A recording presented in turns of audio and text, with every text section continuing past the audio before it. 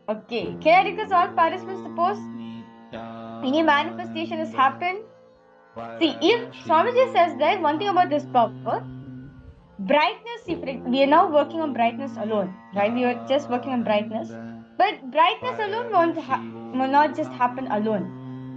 Charge also might have increased, or charge would have remained for a long time, or different commands actually would have happened. So can I request all participants to post? Definitely some manifestation would happen because Swamiji says this power is actually a very easy power, Swamiji said. So I request all of you to post what did Swamiji manifest for each and every one of you. Yes, no, Mashobra, below navel. Below navel center and above the being center. Below your Manipuraka, above your Swadhisthana. Any manifestations? Or during the power manifestation when chanting the Mahavakya, did an app open up? Okay, I see. Yes, what happened, Jeremiah? Charges increased or brightness increased or sir? Wow!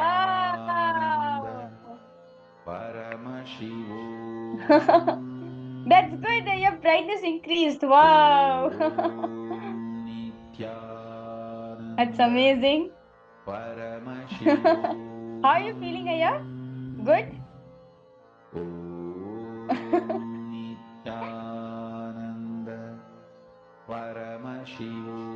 Okay.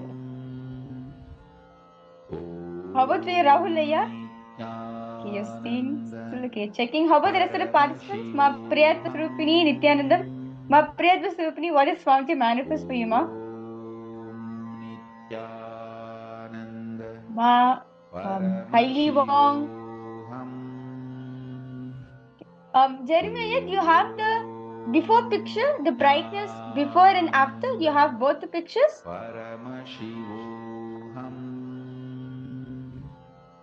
Okay, that's great. You actually, okay, yes, actually now you can if you have social media, you can post this as your power manifestation experience tagging Swamiji. Paramashiva. This Mahavagya. And now, after this power manifestation that we all just had, let us all now enter into the next session of our day. Today you will all be learning the secrets how you can experience the leadership consciousness, how you can become a leader, how you can experience not just the state of a leader, but even not just the status of a leader, but also the state of a leader. So let us now enter into the next session of our day, where Swamiji will be elaborating more on how you can experience, how you can become a leader. In this session, for all the participants, actually, this is the initiation all of us are going to be receiving today. So kindly request all participants to pay attention to this. So Swamiji is going to be expanding how just through power manifestation, you can experience the leadership quality happening in you. Like all of you may wonder, power manifestation? Yes. You can achieve Ishwaratva, meaning you can achieve the leadership consciousness in you through power manifestation. It is possible. Let's now listen to this truth revealed by Swamiji.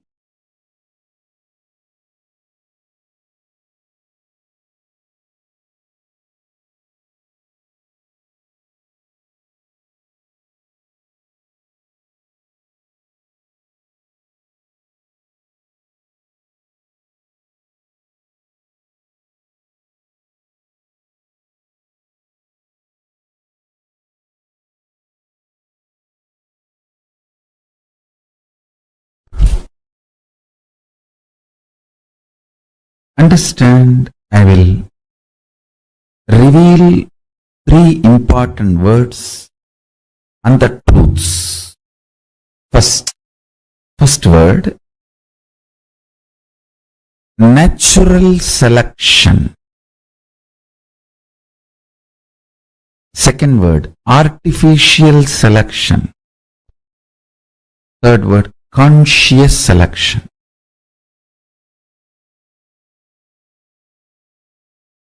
In evolution of life, fish becoming tortoise is an example for this conscious natural selection process. Second, conscious artificial selection.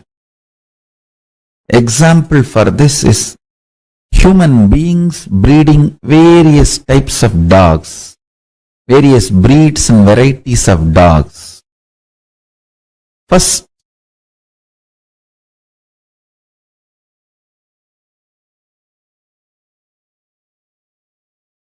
you understand the dog's fear, greed, and intervene artificially in its natural flow of life, and through the external intervention you start breeding various varieties based on your needs. Dog breeding is conscious artificial selection process. That's an example. Third, beyond these two, something called conscious selection process. You, human being, consciously choosing consciousness as the foundation of your very existence and liberating yourself, enlightening yourself. Moksha and Jivan Mukti, becoming the reality of your existence, is conscious selection process. Avatars happen for this vision. Listen carefully. For your DNA to choose consciousness and will persistence as a way for evolution, to do the conscious selection, your DNA need to be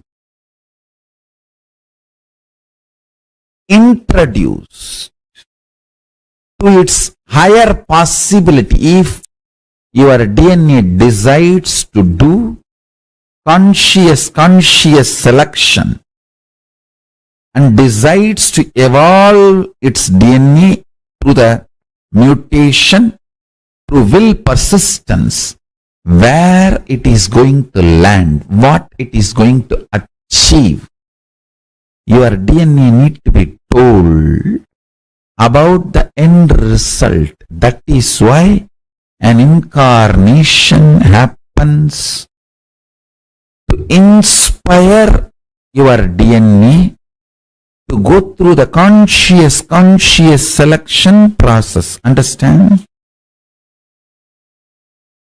I wanted to tell you one more thing. Don't even expect lubrication. The 3 levels of evolution. Understand?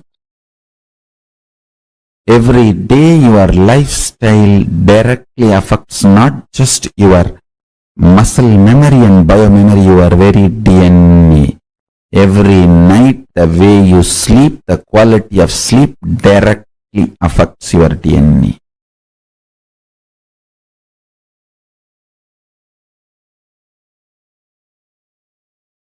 You need to understand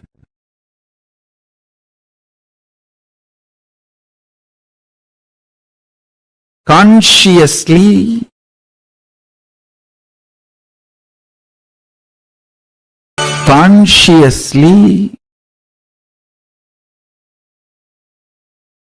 day in and day out choose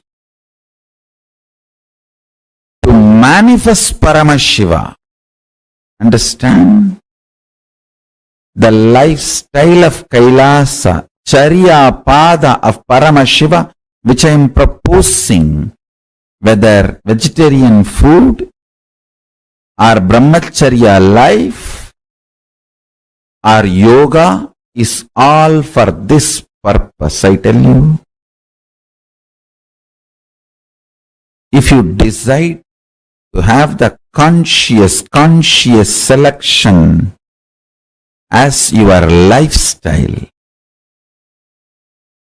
KAILASA is here to provide the ambience, support you completely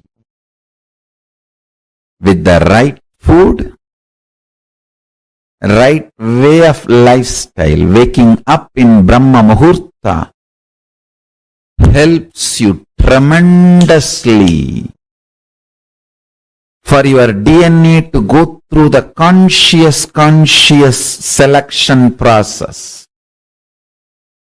And I tell you, every time you decide to be brahmachari, celibate, not give time and attention and energy to your sexual orientations and lust desires, and decide consciously to be celibate, I tell you, every time you consciously choose, your DNA goes through a quantum jump, a superconscious breakthrough, gets ready for power manifestation.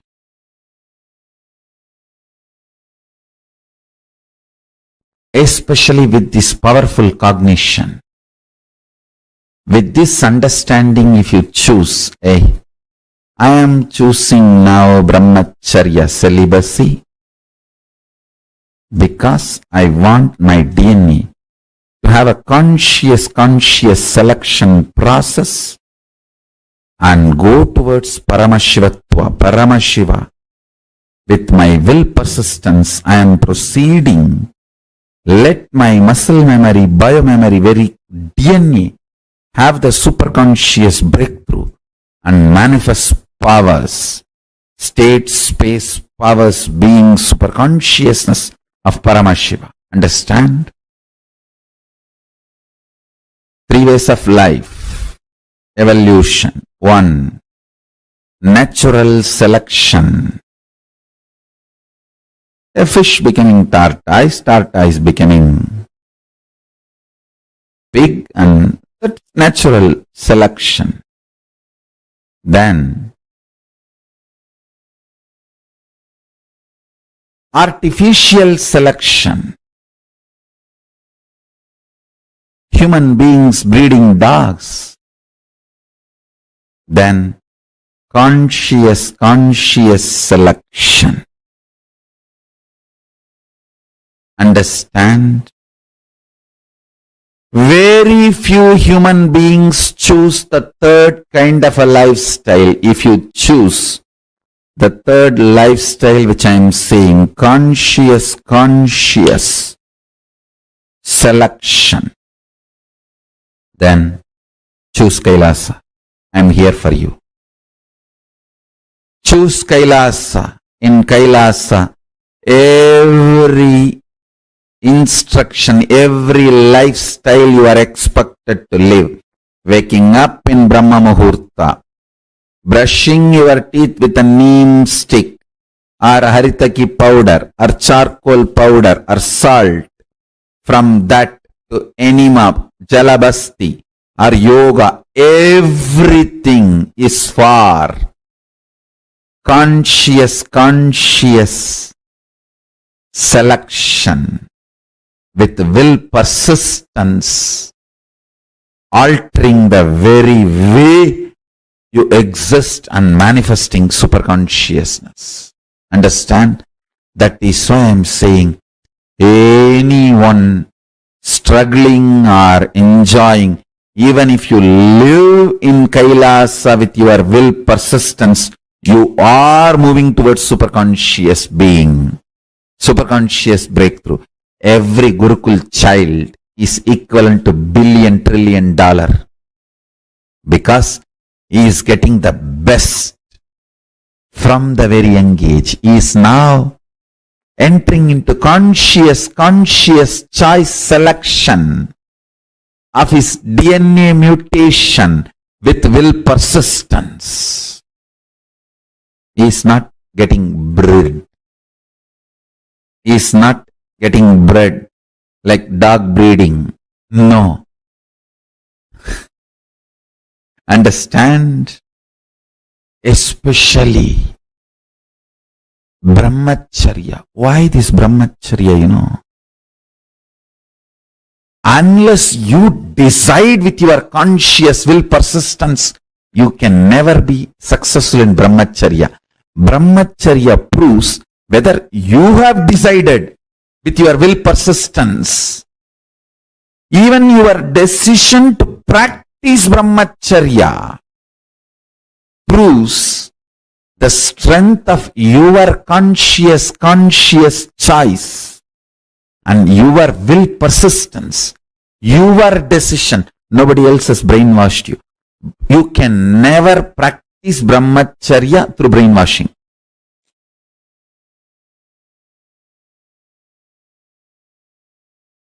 Can leaders be created? Are they born? Listen, both. Let me define leader. Leader is a person who can manifest his conscious decision with the will persistence and manifest it as reality in the real life by giving a conscious breakthrough to his own DNA through quantum leap from the normal natural selection process and lead his life is a leader. Let me repeat. Your DNA goes through a natural selection process called growth. Leader is a person who can use his conscious decision power, will persistence, and give a breakthrough to the slow growth natural selection process, a quantum leap, manifest what he wants as a reality in his life. Is a leader. If your conscious decision, will persistence decides you are a leader, you want to be a leader, you are going to manifest. What do you want?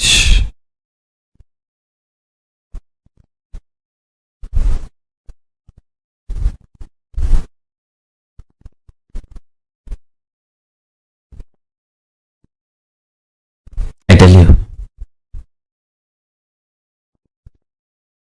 that always gives a quantum jump to your natural growth.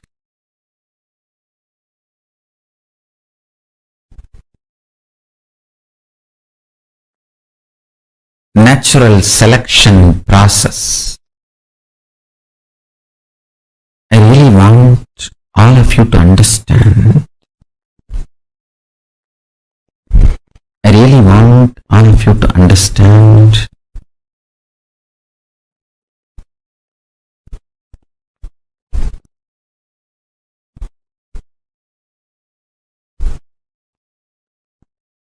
the natural selection process which your DNA goes through. That slow growth is not compulsion or mandation or fate of you. Understand? Till you use the conscious decision power, it can be fate. Once you decide to use the conscious decision power, you can just alter, change, delete, rewrite anything you want. Anything you want.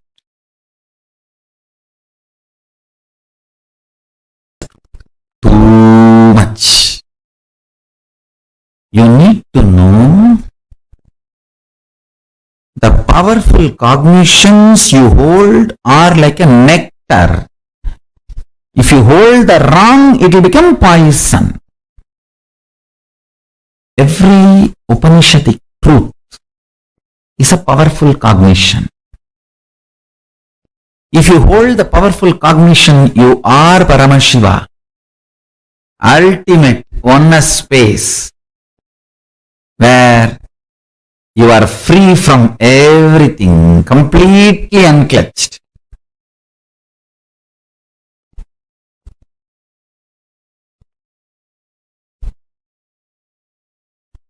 Manifesting Mahatattva, Mahatattva, manifesting macrocosm, universe comes out of you, lives in you, relaxes in you. Universe comes out of you, rests in you, relaxes in you. Hold the truth. Hold the truth of enlightenment. Hold the truth of enlightenment. Hold the experience of powerful cognitions in your being. I tell you, when you hold a powerful cognition in your being, I am Paramashiva, use that consciously and break your tiredness, boredom, sadness, depression, blind spots, reasonless guilt, reasonless feeling low, all this stupidity.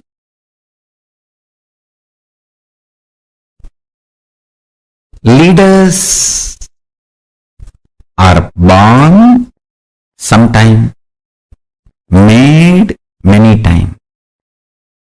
Your conscious breakthrough capability is powerful enough to have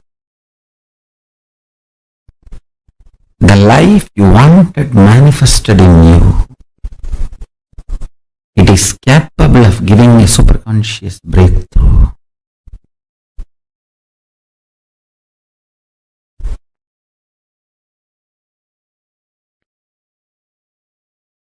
Understand our Vedas and Agamas, Dharmashastras. In every level they teach you how to hold the powerful cognition and manifest leadership consciousness in you. You should know Advaita is not something like a remote possibility you will practice later on. No.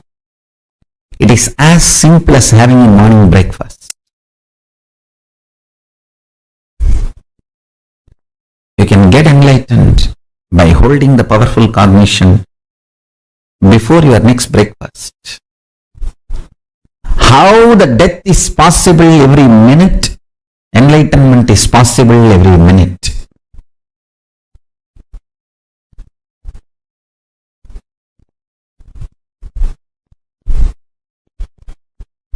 Enlightenment is the purpose of life, and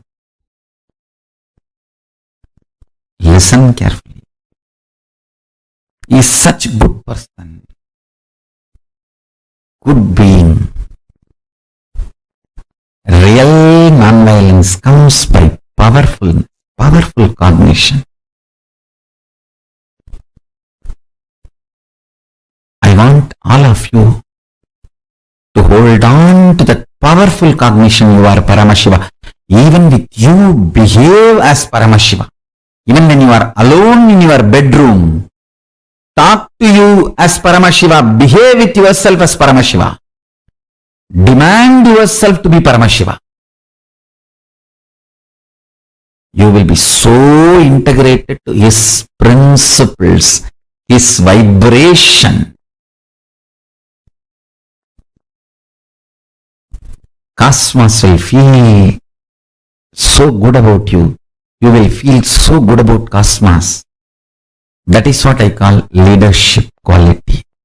Feeling so good about you and the world and life and everything is leadership. You will feel Brahmanyam Bahuputratam. I am the favorite chosen one of the cosmos. Brahmanyam Bahuputratam. I am the favorite chosen one of the cosmos. I tell you. Feeling that is what I call leadership quality. That can happen just by holding on to the truth. You are Paramashiva.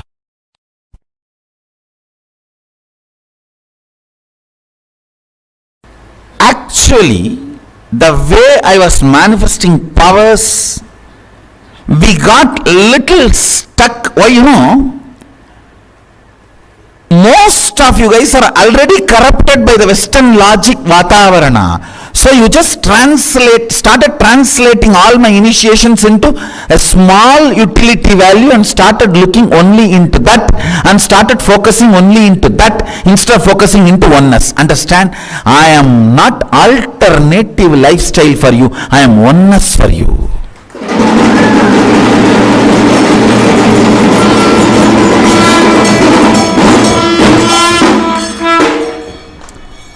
When the power manifestors, whether balasans or adults, have started looking at a small narrow view and started perceiving me as an alternative lifestyle, you stopped looking at the source, and power manifestation has stopped just with the one or two manifestations which has happened.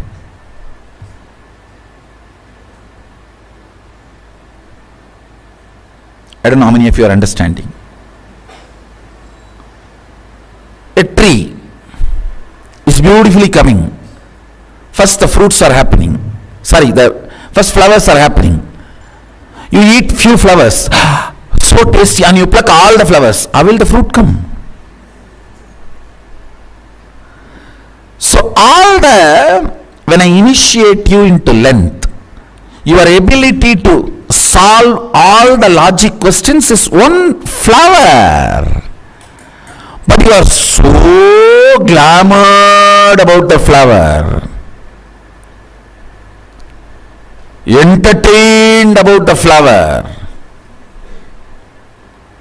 engrossed into the flower. You forgot the root. When you forget the root and remove the flower from the source, how can fruit happen? Now my job is getting you back to the original length dimension, not just logic. Logic is one aspect of length. Chemistry, biology, geology, all are part of the length dimension. Through the length dimension power manifestation, you can tell how many drop water is in Ganges now. From Tapovan, where Ganga originates, until Ganga Sagar, where she merges into ocean, you can count and tell the drop. Understand? I am not telling you stories. Length dimension is million times more than the logic. But when you started manifesting one power logic and your head started going crazy, cranky, whether you understood or not understood, whether you accepted or not accepted, you got oriented on one and you got centered on force, left the understanding of power. understand, as long as powers are side effect of you, you are Shiva. When you get centered, when you give attention to the powers,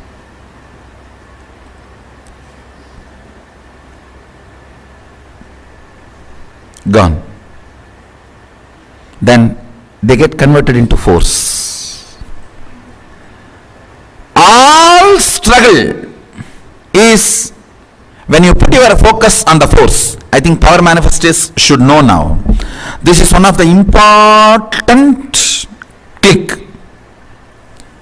Whether you manifest or not, focus should be on the source. More and more on oneness, more and more on rotation, swapradakshina, your existence, your reality.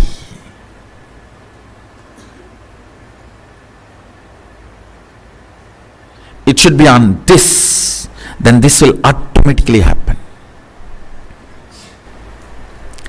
If you have sincerely tried to manifest powers, you will know the problem about which I am talking. And you should crack this code today. You will see power manifestation happening. Anybody who thinks very strongly, power manifestation is not for me, means you are completely centered on force, logic. You don't know the logic of power. Or you think, I will not be able to know, which is also not right. How can you not know the logic of your existence when you are still alive? If you are dead and you say, I don't know how my heart is functioning, that can be accepted. But you are alive and your heart is functioning, pumping.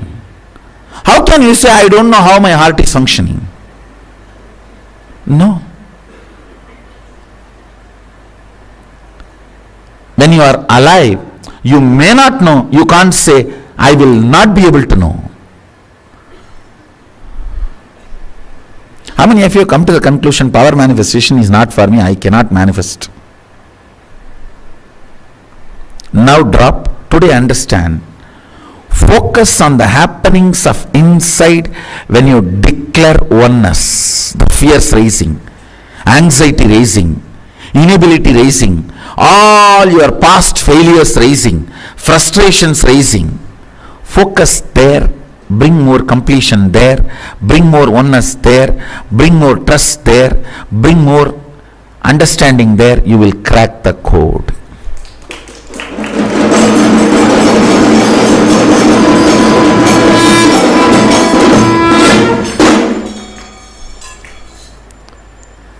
Crack the code.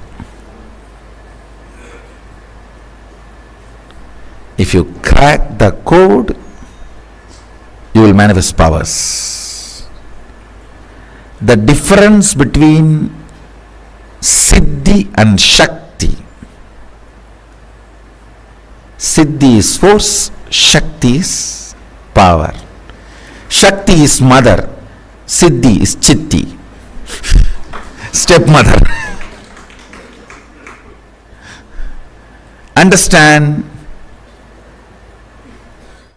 Force is different and powers are different. I think with this click, with this understanding, see, declare oneness from your inner space.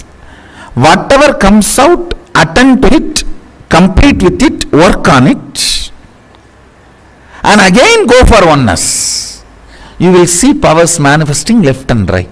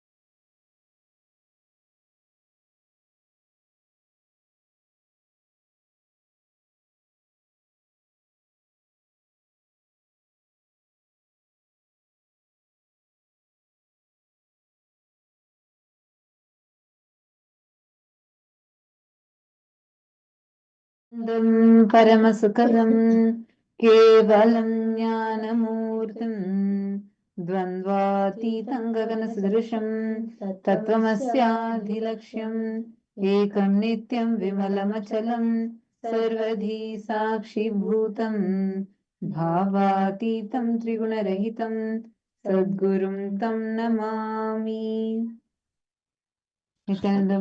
Nithyanandam to all the participants, viewers that are here with us.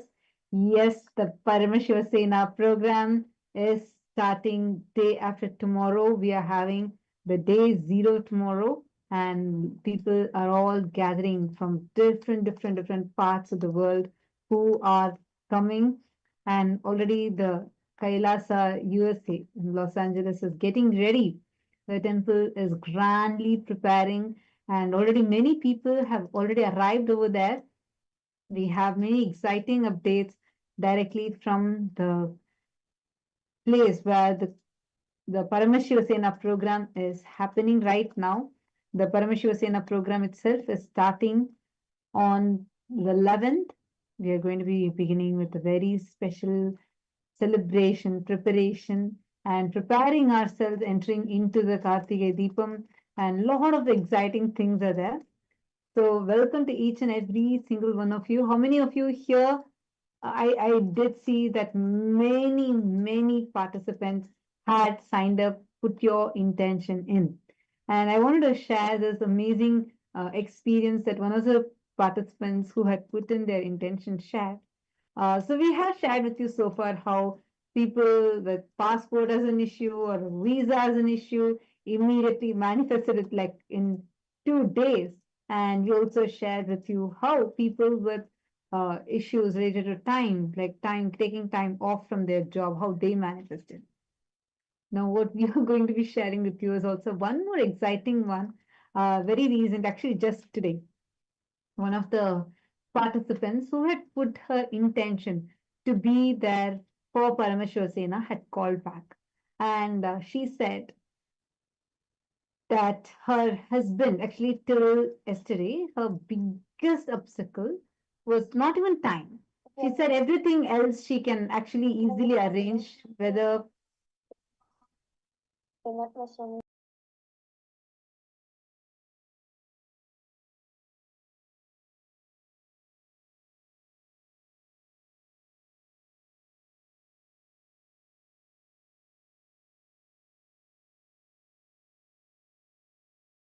sorry for that. I hope now all of you are able to hear us clearly.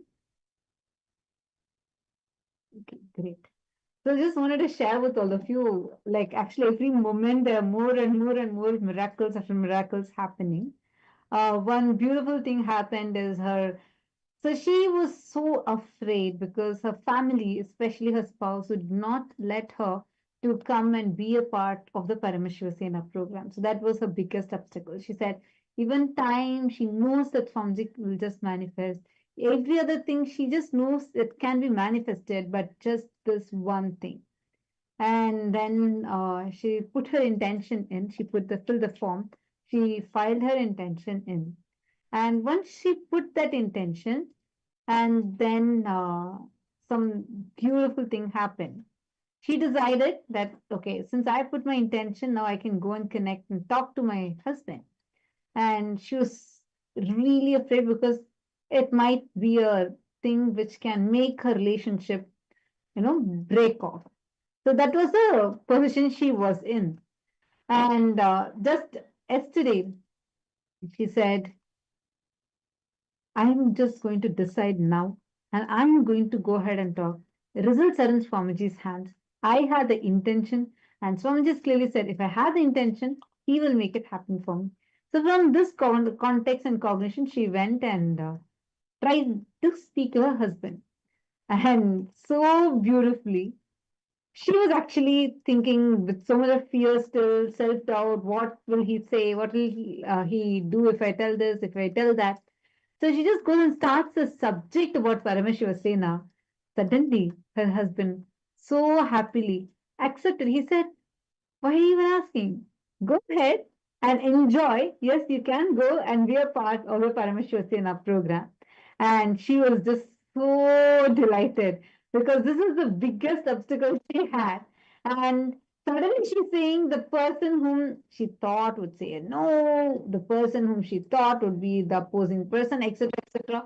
That person is coming and asking her about this. It's something so sweet, so beautiful, and continuously we have been receiving messages about the kind of miracles that's taking place in each and every person's life. That is why those who have put the intention form actually till the time they have fulfilled their intention, so many people have actually not even worked further on it and they couldn't manifest it. The moment they filed the intention, like just yesterday, so many put your intention, immediately they're seeing the results manifest in their life. Anyone here who also had a beautiful experience, take a moment and please feel free to share that with us. Because Paramashiva was in our program yesterday, we had a very powerful meeting with Swamiji. Day for yesterday, once again, we had a very powerful meeting with Swamiji. Actually, day for yesterday, we had introductory session and I'm sorry, it's not an introductory session. Swamiji is giving more of a revelation, context, right? And yesterday we had a very, very powerful meeting with Swamiji exclusively for the Paramashivasena program participants. So I should say the program has long back started and the formal announced timing is on the 11th, but the program by itself has already started. And Swamiji was so sweetly guiding each one of us and revealing some of the most mind-blowing things. Wow. Every single thing Swamiji revealed yesterday and day before yesterday, it was like, yesterday was best. I loved the way, the kind of revelations that Swamiji gave. And Swamiji revealed in detail how and why Swamiji is having a particular vision and what exactly is Paramashivasena program. And actually anything I say doesn't do the justice to it. But of course, you should be in the program, only then you would know what is it that's getting transpired during these special meetings with Swamiji. And most importantly, this Paramashivasena, what you're going to learn about. See, as a Hindu, it becomes your responsibility to attend this because the important insights that you're going to gain, the truths that you're going to experientially understand. It is crucial that you cognize it, you understand it, and you're able to implement that in your daily life. Actually, Paramashiva Sena, literally Paramashiva Gana. Gana means being filled with Paramashiva in your length, breadth, and depth. And Paramashiva Sena as well. You become part of his own Sena. You start becoming a part of his mission and you become an ambassador of Paramashiva, you become an ambassador of Swamiji. To all the participants that are joined with us here right now, today what all of us are learning about, the kind of things that we understood in depth about leadership consciousness, what is leadership, how do you become a leader, becoming your own boss. If you have the best place where you can learn on ground, the experience, the reality where you can experience actually, factually how you can experience this amazing lifestyle for you, as creating it as a reality, it is only just if you constantly manifest. When you attend, the best place for you to do that is Kumbh Mela. When you attend the Paramashivasena, you are literally in every aspect being worked on to manifest your peak possibilities. And the way how it's happening is literally like, you're sitting with Swamiji. And that one thing, literally, see, in the program, you are seeing Swamiji, you are receiving Swamiji's darshan, initiations, absolutely, no doubt. It's just so beautiful. But in this Paramashivasena program, the way things are happening, it's like you get to see Swamiji, like listen to Swamiji in such close quarters. Like you understand lot more powerful revelations, and the very experience is another level altogether. And those who are already there in the temple in KAILASA, USA, Los Angeles, definitely you would be knowing what I'm talking about, right? The way how Swamiji is relating to each and every one of us, how Swamiji is attending to us and training us. Wow. This is just so powerful, way too powerful. The kind of preparations that Swamiji is doing. And just wanted to also request anyone that is here with us, if you have questions about the Paramashivasena program, take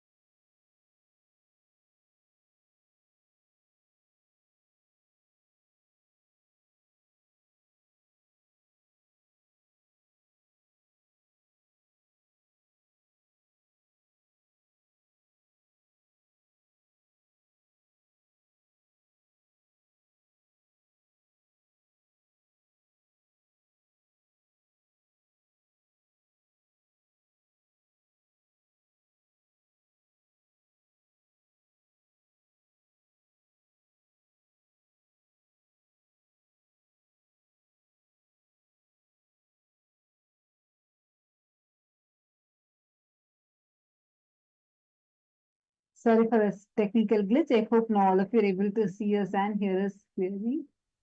The Paramashivoham program is starting on the 11th, and we're going to be having the registrations that is already open. Anyone from any corner of the world can come and be a part of this. We are also having a very important celebration, the Kartikeya Deepam, the Bharani Deepam, Kartikeya Deepam that's coming up. And we are also going to be having this Paramashivoham program. And actually, in this program, you know what is going to be more special? See, when all the principles that you're learning right now, right? Whether the system that you're understanding about what is Hinduism, Charya Pada, the Kriya Pada, Yoga Pada, Jnana Pada, means all the aspects of Charya, your lifestyle, Kriya, the feeling of connection with the divine, Yoga, uniting your body for the purpose, and Jnana, literally experiencing the experiencing that space of complete completion and oneness. That state, that space, what you have inside of you, that is precisely what you experience. That experience is what Swami is going to be awakening within you, inside of you, to have the breakthrough. If you remember this one truth, right? One principle, what you are, how you understand as Charya Pada, lifestyle, Kriya Pada, the feeling connection with the divine, Yoga Pada, uniting your body, mind, and being to experience oneness, and Jnana Pada, applying all the powerful cognitions in your life practically. Now, why are we talking about this? What can you experience or expect in Paramashivoham? You're going to be learning, like you literally have an amalgamation of all of these put together plus more, where you are going to be learning about how you can enhance, uplift your life, leveraging all of these different principles, and most importantly, practically applying it in your daily aspects of life. I have a question for all of you. How many of you here, whenever especially you are listening to all the horrifying, brutal attacks, the Holocaust that Hindus have been subjected to and still the victims of, how many of you feel that you really want to do something? Or even seeing the current way how Hinduism is in each of your localities and how Sanatana Hindu Dharma has become. If you really feel that you want to do something, raise your hands. Please keep your hands raised.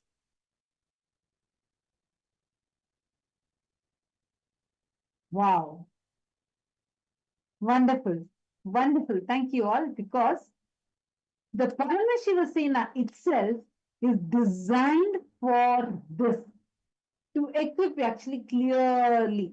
Swamiji is going to tell you the exact problem, why this particular indigenous community of Hinduism or community of Hinduism is going through a certain things, or why Hindus are being treated in a certain manner, or the issues, the problems that we have, and what is the right solution to have for these problems. Actually, you know something very interesting. One Paramashivoham, like what is so special about it that Swamiji has opened a physical ecosystem itself accommodating host this. Understand, it is not just you're volunteering, you're going to be there. No. One of the most important things you need to know about it, you are going to become part of the functional nation of KAILASA, which is the most crucial when you becoming part of the Paramashivoham. Understand? There's a very beautiful incident that happened. How many of you here are aware of the Tiruchendur temple? Like any of you know the Tiruchendur Subramania temple?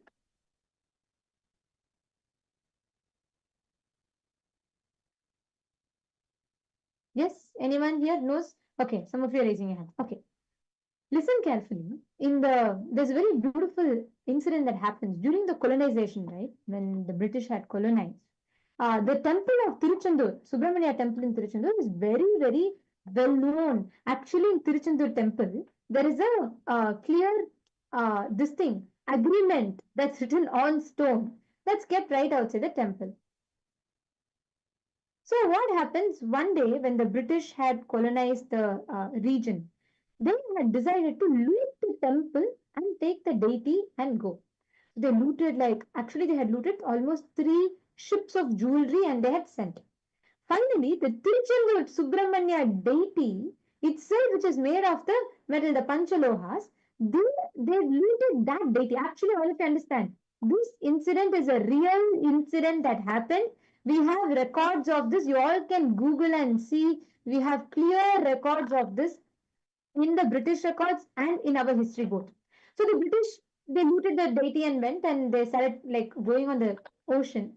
And what happened was, from the time that they had, the priest warned them, they said, look, don't do this. You will not be able to take, do not take the deity. And these deities are not just metals, they are alive. So do not take. The Britishers did not listen. They took the deity. They started going to the on the ocean. Midway in the ocean, from the time this deity was there was storm. There were so many things that were happening. High waves and ocean was so rough. The sea was so rough. Sailors were not able to sail. Boats were getting damaged. Sails were getting torn. So there was too many things that was happening. Finally, these guys decide, okay, they start understanding, because before they took the deity, they took multiple ships of loot. Nothing happened. From the time they touched this deity, everything is getting collapsed and things are happening like that. So they're trying to see what is wrong. They're trying to work it out, and then they finally decide, all right, even if you lose the deity, it's okay. We should not lose all the other loot. So what they do, in mid ocean, they drop the Subramanya deity inside the ocean and they go. This is the real Panchaloha deity energized, Prana Pratishtha is done, and that deity is dropped somewhere in amidst of the ocean. And they don't even have the technology what we have today. We didn't have any kind of these wave radiation based reading. No, we didn't have any of these, right? So they left and the British carried on. And at that time, when these priests, the devotees here were trying to find out how to get, like they were concerned, they were really in pain, and it was not easy. The temple was destroyed.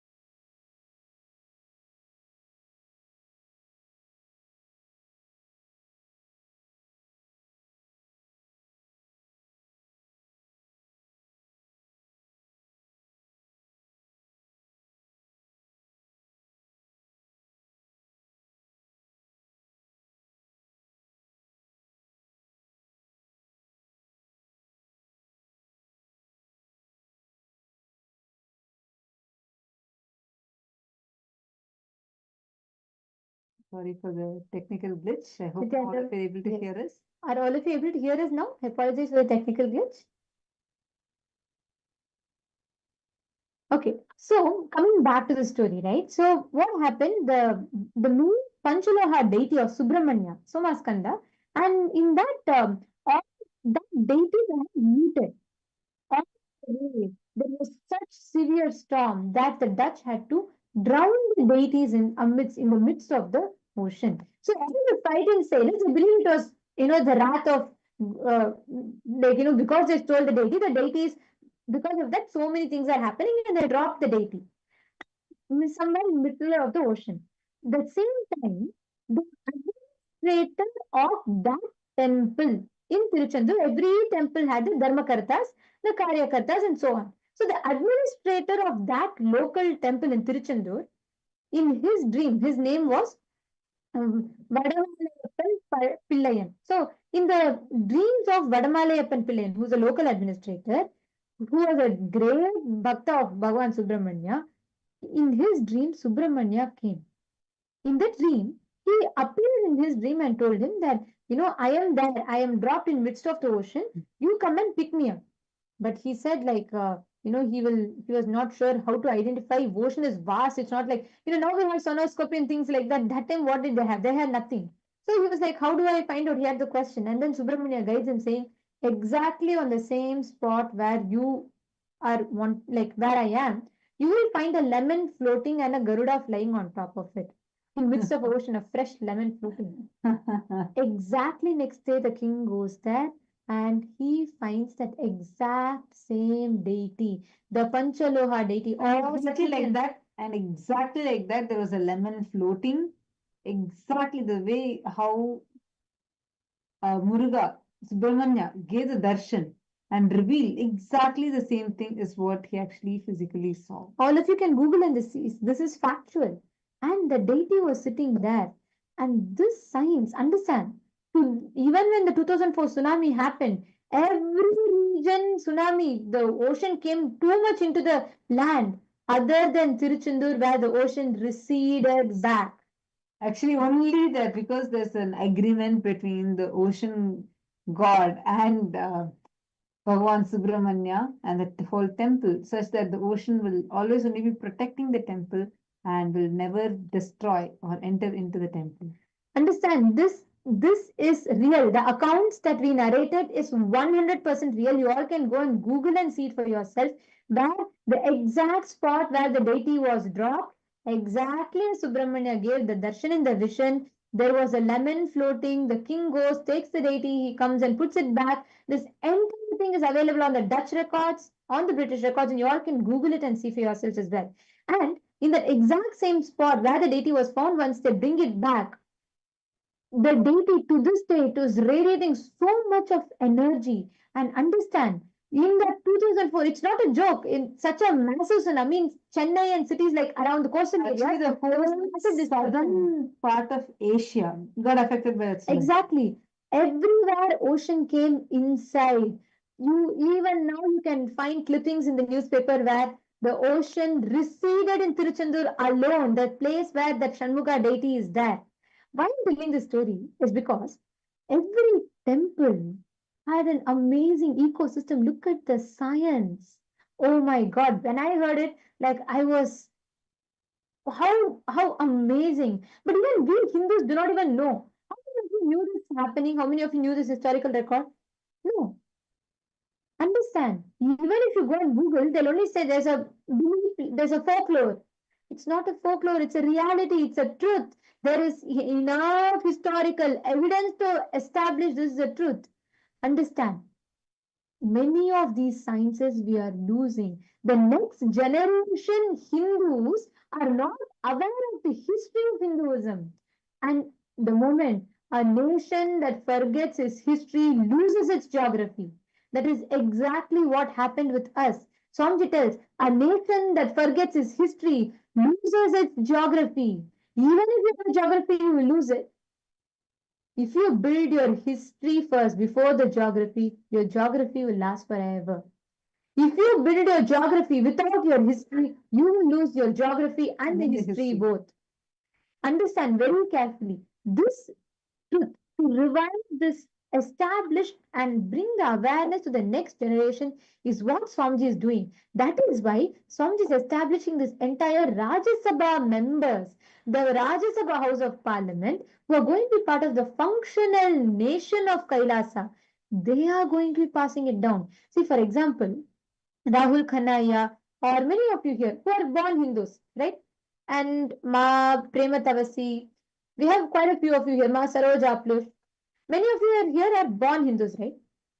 Now tell me, Rahul Kanaya, in your engage, how much knowledge? Maybe I'll say maybe one generation before there will be grandmothers who will at least tell us stories to the children, correct? In Hindu tradition, because we have a very good nowadays it has become more like nuclear families. But earlier, because of the joint family system, grandmothers would tell the stories while putting the children to sleep. At least that way we knew Puranas. But today, if you have to pass the knowledge to the next generation, you tell based on the people you know, Rahul Kanaya, how much do you see that today, your generation, the current generation of parents are passing down the knowledge? Firstly, how many of the parents themselves have the knowledge? Secondly, how many of the children are being taught that knowledge? Today, even before a child can learn about the names of Shiva, Brahma, Vishnu, the child would have already learned TikTok, Instagram, and Facebook. Even before the child can understand about the concept of amazing science of bhakti, the child would have already been corrupted by the movies with the concepts of lust and love. This, what is happening, this digression, Swamiji is establishing this Paramashivoham, the Rajya Sabha members, the House of Parliament, because this core will be part of the functional nation of Kailasa, passing this knowledge down to the next generation.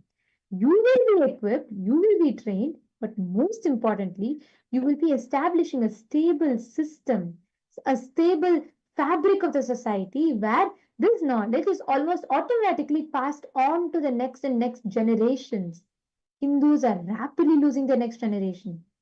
And needless to say, with the influence of social media, movies, and hero worshipping, the concepts of the depth, the enlightenment-centric lifestyle that Hinduism provides is vastly overtaken by all these temporary satisfactions or these temporary social media pleasures that kids are forced into.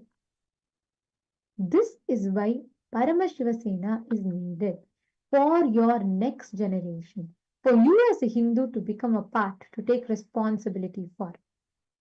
So, hope all of you enjoyed this segment today. And actually, I request every one of you, urge every one of you, even first you should come. Even let's say you're not able to make it, send your next generation children.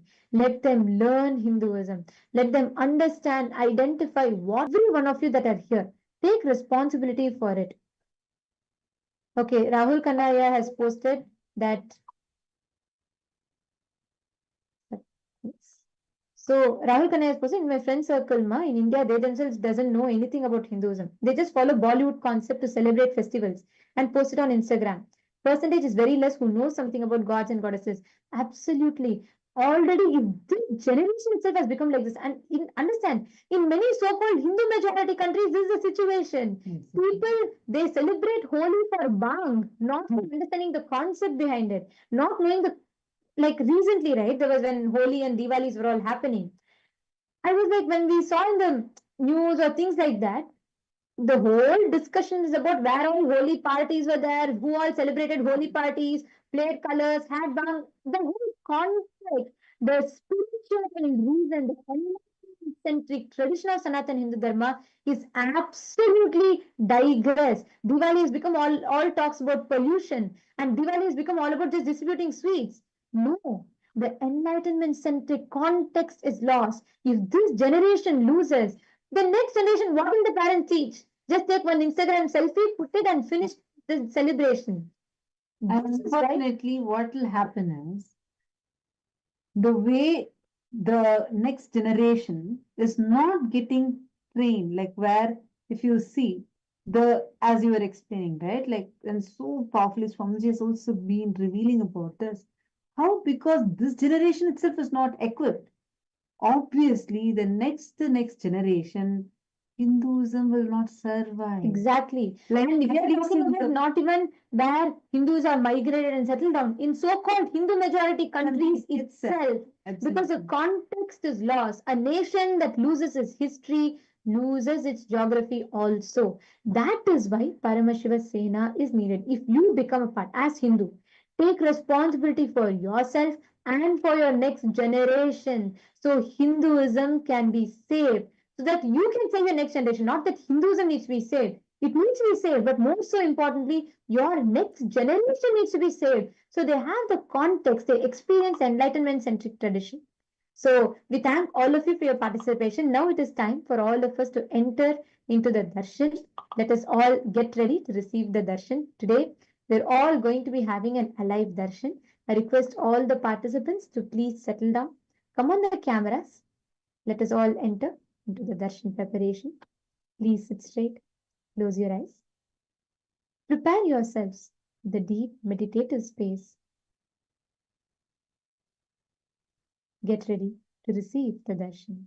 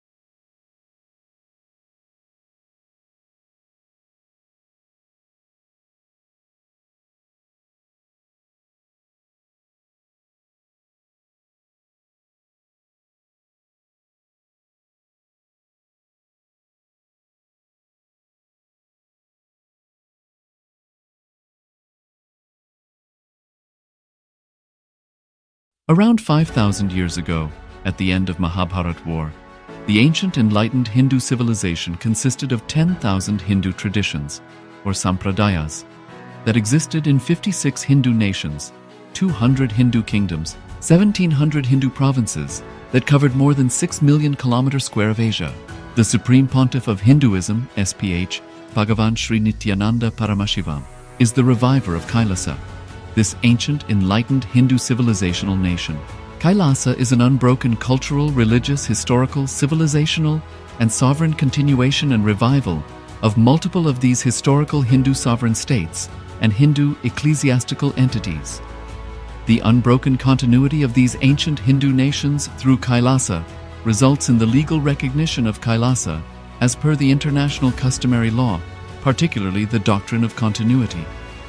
The international law, the doctrine of continuity, implies that upheavals and revolutions within a country, changes in government, territorial adjustments, measures taken during military occupation, or other internal transformations do not negate the existence of the country, do not affect the legal personality and international obligations of the country or state. The Vienna Convention on Succession of States in Respect of Treaties, 1978, addresses these principles of the doctrine of continuity as it outlines international law during situation of state succession or continuation. International law recognizes a state's legal personality by recognizing its identity. This perspective extends even during the period when the given state or country is annexed or occupied by a foreign power. Even in such cases, the legal personality of the state is considered to persist, enabling its subsequent re-establishment. Historical examples dating back to the 18th century include cases like Portugal and Genoa that were re-established after the Vienna Congress of 1815. More recent examples include countries such as Poland, Ethiopia, Czechoslovakia, Albania, and Austria that were re-established after World War II. Even when a nation is deprived of its territory, the nation continues to exist. Its sovereignty and international legal personality continues to persist. The Dalai Lama, as the spiritual and temporal leader of Tibet, exemplifies this principle. In 1959, the Dalai Lama was exiled and forced to flee. Despite the challenges faced, the Dalai Lama continues to advocate for the preservation of Tibetan culture and garners worldwide support for Tibetan autonomy on the global stage. Similarly, from 1309 to 1376, the Pope of Catholicism had been in exile in Avignon. Despite this, he was recognized as the head of state as well as head of the church and given full privileges of the position after their return to Rome. Even in 1861, much of the papal territories had been lost, leaving the Pope with no sovereign territory other than the papal residence and related buildings. Yet his temporal powers were still acknowledged. He was recognized as a head of state, and later, the Lateran Treaty of 1929 formally re-established papal sovereignty over the Vatican City. The Sovereign Order of Malta further exemplifies this principle, retaining international recognition as a sovereign entity despite the permanent loss of their territory upon Napoleon's invasion in June 1798. Despite such permanent loss of territory, the sovereignty and the international legal personality of the Sovereign Order of Malta continue to persist. Much later in 1894, the order settled in Rome and acquired two properties, the Magistral Palace and the Magistral Villa that received extraterritorial status. Today, the order maintains diplomatic relations with 112 countries, issues its own diplomatic passports, currency stamps, and vehicle registration plates, and has been granted observer status in the United Nations. All these examples of state re-establishment illustrate the principle of continuity of states, as per international law, that a state's legal personality persists over time. A nation continues to exist even after a complete loss of territory. A far more striking example is of the oceanic countries, which are under the threat of their entire nation being drowned and submerged due to rising sea levels owing to global warming. In response to such existential threat of climate change, Pacific Island nations, including Tuvalu, have enacted constitutional amendments and made international declarations affirming that their nation and their sovereign rights will continue to persist, despite their entire territory being lost to the sea. This proactive stance is highlighted in the Constitution of Tuvalu Act 2023 and the Pacific Islands Forum Declaration of 2021. The Supreme Pontiff of Hinduism, Bhagavan Sri Nithyananda Paramashivoham, through the line of succession is the present 203rd Emperor of the Hindu Sovereign Kingdom of Surangi Samrajya. He was crowned on the 31st of December 2004 at the age of 26. Thus, by very same principles of the doctrine of continuity, through which the international legal personality of Portugal, Genoa, Poland, Ethiopia, Czechoslovakia, Albania, Austria, Vatican, Tibet, Sovereign Order of Malta, and several other nations has been recognized despite having undergone a period of exile, annexation, occupation by a foreign power, or despite loss of territory. The SPH Nityananda Paramashivoham, through well-established legal and historical facts about the Hindu sovereign state of the Surangi Samrajyam, derives all sovereign rights and powers of the royal lineage of the Surangi Samrajyam as its 203rd sovereign emperor, from his inheritance and continuation of the unbroken succession of the kingdom of Surya Vamsa Surangi Samrajyam Sarvanapitha. Surya Vamsa Surangi Samrajyam, through unification with 20 other sovereign Hindu states and sovereign ecclesiastical, historical entities, became part of the United States of KAILASA, which thus became a sovereign, independent juridical state, with the SPH Nithyananda Paramashivoham as the sovereign. Just as how the oceanic nations like Tuvalu have safeguarded their sovereignty from the existential threat of total submersion by amending their constitution and asserting that their sovereignty will persist regardless of the loss of their territory, KAILASA, which is a sovereign continuation of 21 sovereign Hindu states and sovereign ecclesiastical historical entities, is also reviving and continuing the Kumari Kandam Hindu nations that got submerged. As per the doctrine of continuity, these facts imply that the KAILASA's statehood is recognized by international law and manifests as a natural outcome of well-established historical legal facts. Share your time, talent, and treasure. Become part of KAILASA. Sign up as an eCitizen https://kailasa.ecitizen.info. Around 5,000 years ago, at the end of Mahabharat War, the ancient enlightened Hindu civilization consisted of 10,000 Hindu traditions, or sampradayas, that existed in 56 Hindu nations, 200 Hindu kingdoms, 1,700 Hindu provinces that covered more than 6 million kilometers square of Asia. The Supreme Pontiff of Hinduism, SPH, Bhagavan Sri Nithyananda Paramashivoham, is the reviver of KAILASA, this ancient enlightened Hindu civilizational nation. KAILASA is an